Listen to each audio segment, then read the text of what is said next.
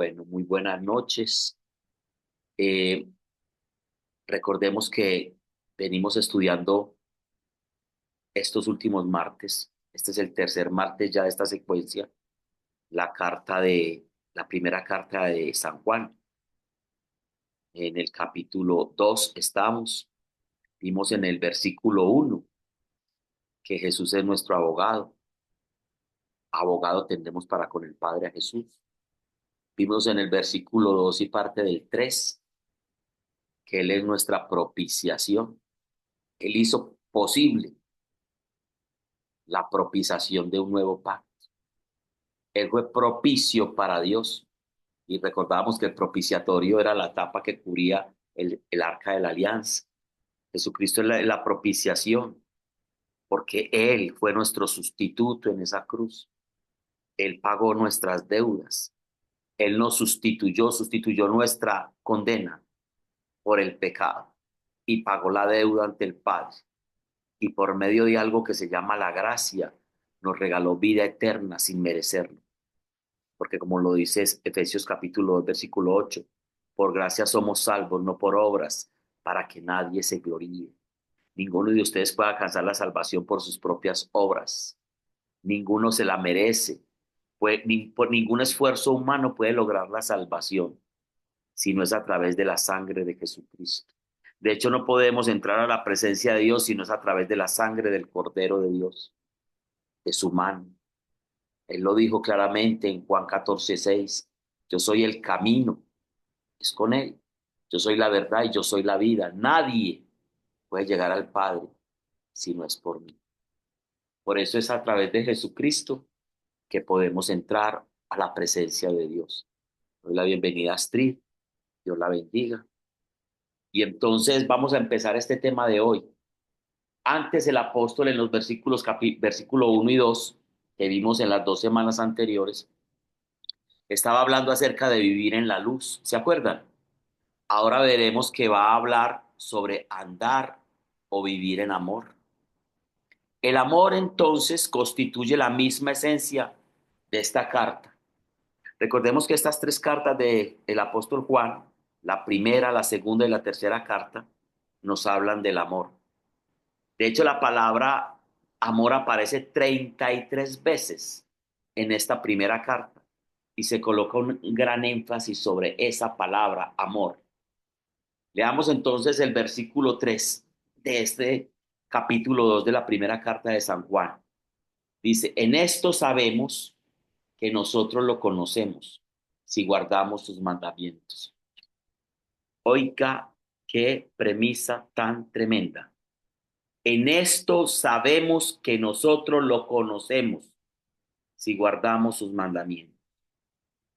Aquí hay unas implicaciones impresionantes, porque muchos dicen conocer a Jesús, pero no lo conocen. Tienen datos, saben cuándo nació, saben dónde nació, saben cómo murió, y van a las procesiones cada Semana Santa y conocen todo lo del Vía Crucis, conocen todo, pero no lo conocen, porque aquí dice, sabemos que nosotros lo conocemos si guardamos sus mandamientos. En primer lugar, tenemos que decir que este versículo no tiene nada que ver con la seguridad del creyente. Juan está hablando sobre la certeza. Como hijos de Dios formamos una familia.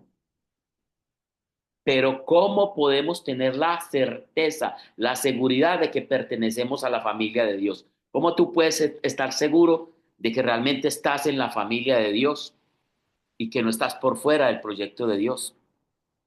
El escritor aquí, en este caso el apóstol Juan, nos está diciendo que la seguridad, la certeza, proviene de obedecer sus mandamientos. Al hablar aquí de los mandamientos, el apóstol no se refiere a los 10 mandamientos. De hecho, hay una cuestión en hebreo entre la palabra entole, mandamientos, y entola, mandamiento. Jesús realmente nos dio algunos mandamientos, pero el más importante fue el del amor. Por eso dice, un mandamiento nuevo les doy, que se amen los unos a los otros como yo los he amado a ustedes. Juan no está tratando con ningún aspecto legal aquí, sino sobre asuntos familiares. ¿De cuál familia? De la familia de Dios.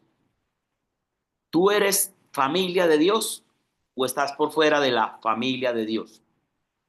El versículo dice, el versículo lo dice de una manera muy tremenda, dice, y sabemos, en esto sabemos que nosotros lo conocemos, o sea, somos parte de su familia, si guardamos sus mandamientos.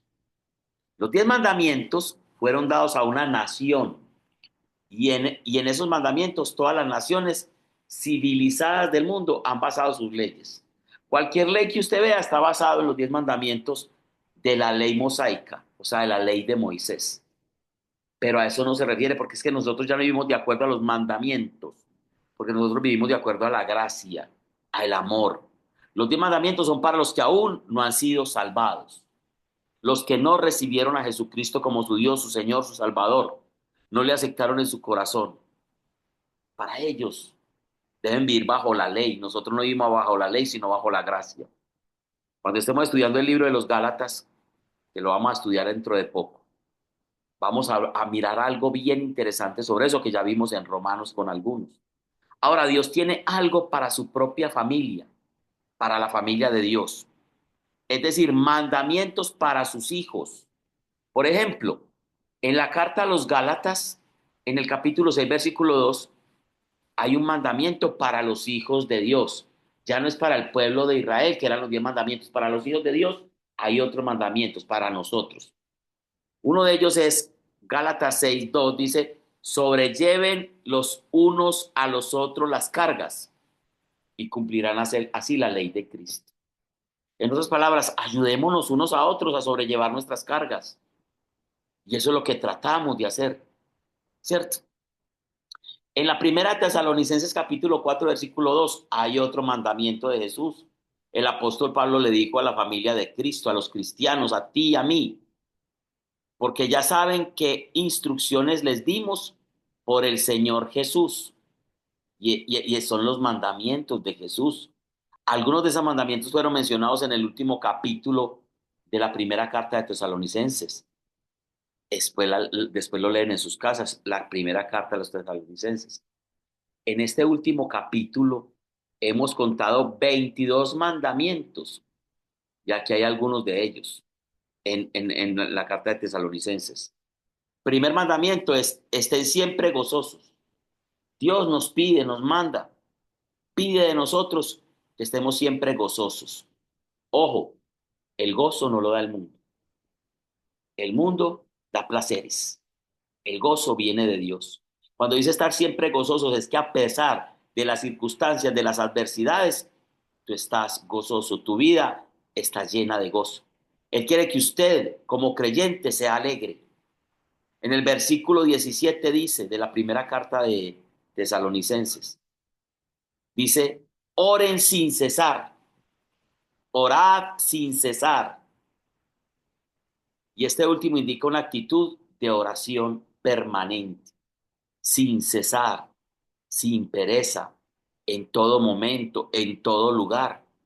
Usted puede levantar sus rodillas y continuar aún en una actitud de oración todo permanentemente. En el versículo 19 de esa misma carta dice, no apaguen el espíritu. En otras palabras, tengan siempre vivo el espíritu que Dios les dio. Cristo no, dice que no nos neguemos a la acción de Dios en nuestras vidas. Y así, estos son algunos de los mandamientos del Señor Jesús que le ha dado a los creyentes, a ti y a mí. Y hemos de tener una relación de compañerismo, de hermandad, porque somos hijos del mismo Padre, teniendo la certeza en nuestros propios corazones, debemos obedecer sus mandamientos. No sentimos que podemos hacer todo lo que nos agrada, no lo podemos hacer. El cristiano no hace todo lo que le place, sino lo que a Cristo le agrada. Nosotros, porque es que la gente cuando habla de libertad piensa que libertad es hacer todo lo que le da la gana. No, libertad es hacer todo aquello que sabemos que le agrada a Dios. Entonces seguimos siendo esclavos, sí, pero de Cristo, pero no del mundo. Y no es esclavitud, porque cuando se mueve a través del amor, cuando se tiene una relación con Dios real, eso ya no se vuelve una carga, se vuelve una vida, un estilo de vida, porque Él es la vida. Les sugiero que leamos anticipadamente los que estamos en este estudio hasta la mitad siquiera de este capítulo 2 que estamos estudiando de la primera carta de Juan esta semana. Esta sección se extiende hasta el versículo 14, lo que estamos trabajando hoy. En primer lugar, tenemos que decir que este versículo no tiene nada que ver con la seguridad del creyente, como lo dijimos ahora. ¿Cómo podemos tener entonces la seguridad que pertenecemos a la familia de Dios? Esa seguridad está en obedecer los mandamientos del Señor Jesús, los mandamientos de Dios. En el versículo 4, primera de Juan, capítulo 2, versículo 4 dice, si alguien afirma, yo conozco a Dios, pero no obedece los mandamientos de Dios, es un mentiroso y no vive en la verdad. Oiga lo que dice el versículo 4. Si alguien afirma, yo conozco a Dios, pero no obedece los mandamientos de Dios, es un mentiroso y no vive en la verdad. Podríamos calificar esta forma de hablar como un lenguaje franco, sincero y directo. En el versículo anterior, Juan había dicho que sabemos que lo conocemos porque obedecemos los mandamientos. Y este es el lado positivo. Nosotros conocemos a través de la experiencia en contraste con el conocimiento esotérico de los gnósticos. No, nosotros no conocemos a Dios a través del agnosticismo, de algo esotérico, lo conocemos porque tenemos una relación con Él, porque obedecemos sus mandamientos. Ahora, después el apóstol presentó el lado negativo. La desobediencia a Cristo es una prueba de que no lo conocemos. La desobediencia dice, si alguien dice yo conozco a Dios, pero desobedece, no obedece los mandamientos de Dios, es un mentiroso y no vive en la verdad. Ya, este es un lenguaje sencillo y directo. La desobediencia a Cristo por parte de un cristiano profesante equivale a ser un mentiroso.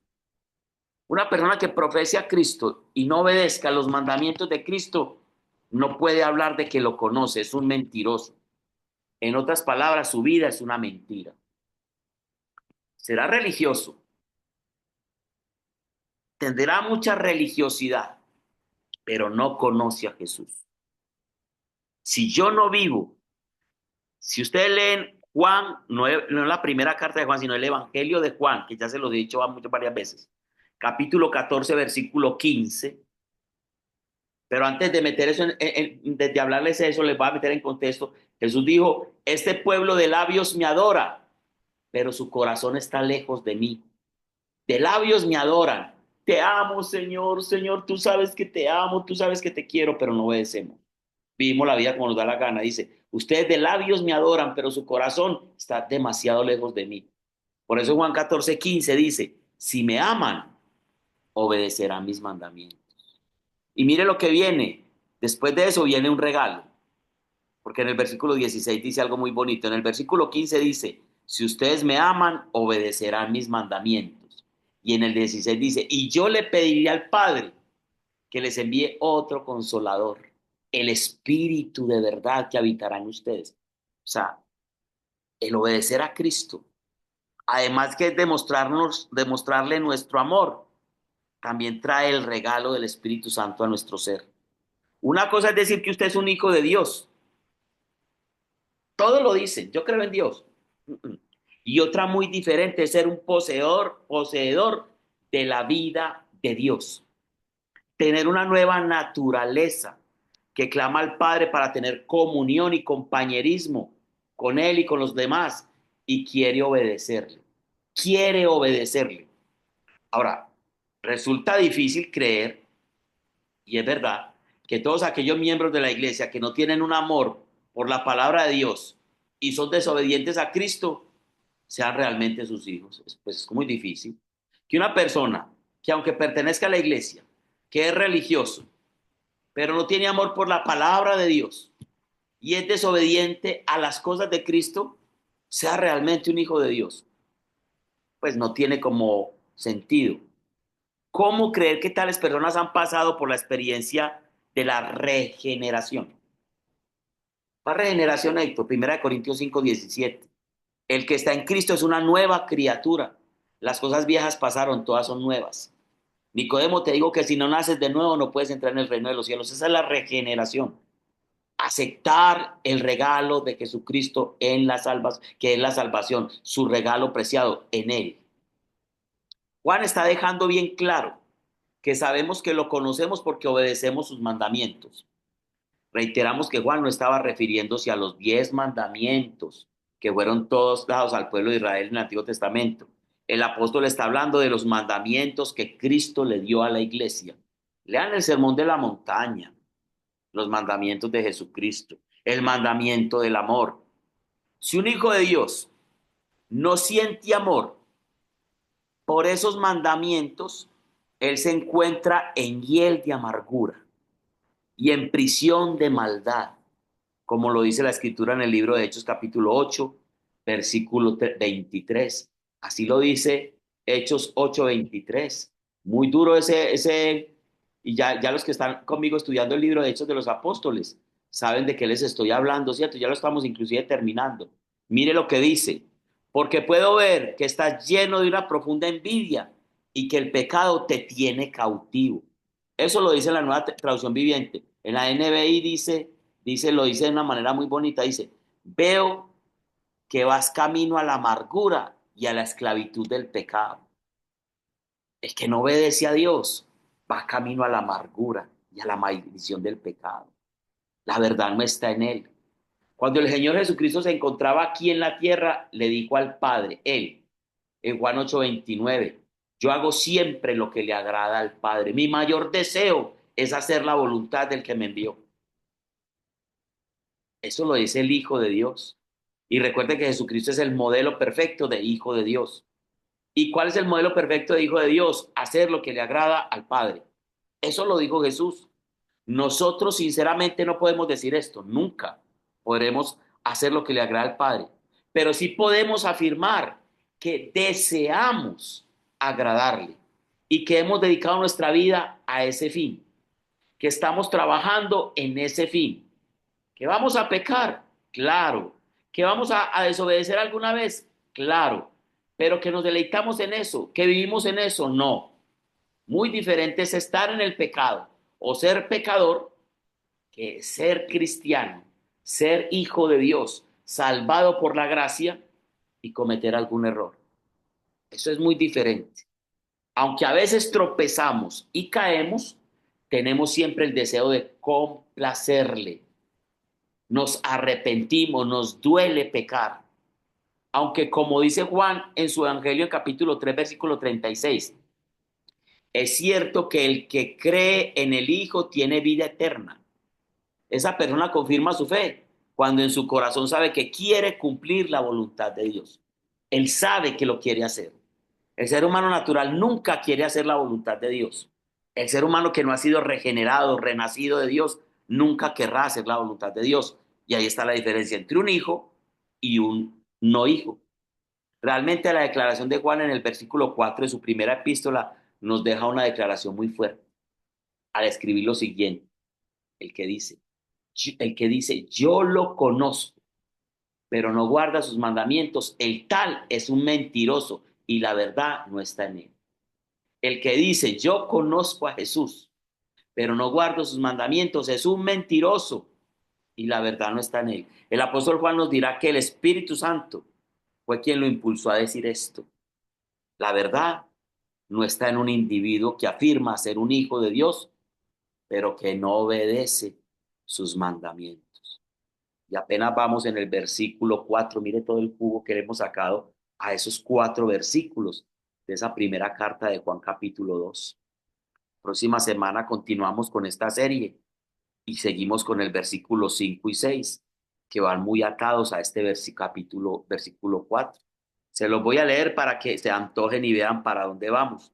Igual nos gastaremos toda una enseñanza sobre estos 2 versículos. El 5 dice, pero los que obedecen la palabra de Dios demuestran verdaderamente cuánto lo aman. Así es como sabemos que vivimos en él. Los que dicen que viven en Dios deben vivir como Jesús vivió.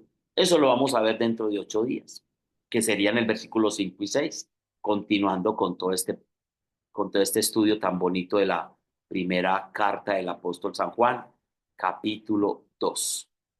Le damos gracias a Dios por su enseñanza, le damos gracias a Dios por su palabra, que nos confronta, pero también nos anima y nos llena de esperanza. Amén.